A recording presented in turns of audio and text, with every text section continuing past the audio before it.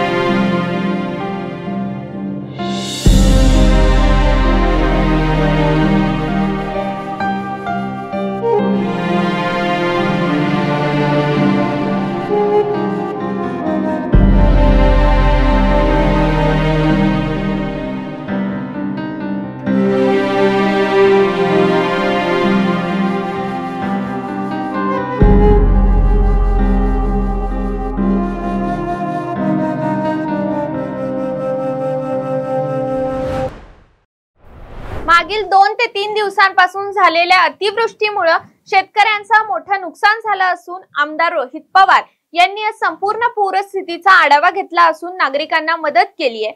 कर्जत जामखेड सोबतच रोहित पवार यांनी भूम तालुक्यातील चिचपूर ढग गावातही पाहणी केली असून नागरिकांना धीर दिलाय। त्यासोबतच पदाधिकारी कार्यकर्त्यांना गावाच्या संपर्कात राहून त्यांना मदत करण्याच्या सूचना दिल्या आहेत। आदि शक्ती तू जयोस्तुते, आदि शक्ती तू जयोस्तुते।